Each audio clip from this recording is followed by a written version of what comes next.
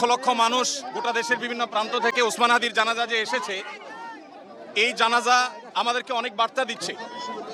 বাংলাদেশ তৃষ্ণার্ত পাখির মতো অপেক্ষা করছে এমন কিছু মানুষের, যে মানুষগুলো এদেশের স্বাধীনতা সার্বভৌমত্বের জন্য, ইনসাফ এবং ন্যায় বিচার প্রতিষ্ঠা করবার জন্য, জনগণের অধিকার আদায় করার জন্য নিজের সর্বোচ্চ শক্তিকে যারা আল্লাহর রাহে কোরবান করবে, এরকম কিছু তরুণের জন্য গোটা দেশে মানুষ অপেক্ষা করছে। সেই তৃষ্ণা আমরা কিছুটা হলে অনুভব করেছি হাদির জানাজার মধ্যে, এত লক্ষ লক্ষ মানুষের এই উপস্থিতির মধ্য দিয়ে। আমরা শুধু একটি কথাই বলতে চাই, আমাদের আরো হাজার হাজার শত শত হাদির প্রয়োজন, আমাদের ঘরে ঘরে হাদির প্রয়োজন। আমরা যারা এখানে এসেছি, ওসমান হাদির এই চেতনা, তার আদর্শ এবং তার যে সততা, তার যে নিষ্ঠা, এটাকে যদি আমরা ধারণ করতে পারি, আমরা যদি তারুণ্য ধারণ করতে পারি, তাহলে আমাদের বাংলাদেশ ভিন্ন এক বাংলাদেশে পরিণত হতে পারে। বিশ্বের মানচিত্রে আমাদের মাথা আমরা উঁচু করে দাঁড়াতে পারি।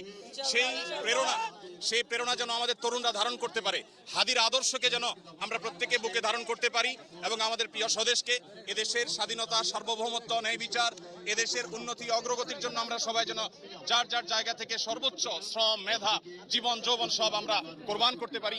সেই শিক্ষা যেন আমরা ধারণ করতে পারি, এটাই হলো একমাত্র চাওয়া। আমি দোয়া করি আল্লাহ তাআলা ওসমান হাদিকে শাহাদাতের সর্বোচ্চ মাকাম দান করুন, এবং সেই সাথে ওসমান হাদির যে প্রেরণা, তার যে আদর্শ, তার যে চেতনা, সেটা যেন এই দেশে, এদেশের বিভিন্ন প্রান্তে প্রান্তরে যেন যুগ যুগ ধরে, শতাব্দীর পর শতাব্দী ধরে যেন টিকে থাকে, বেঁচে থাকে।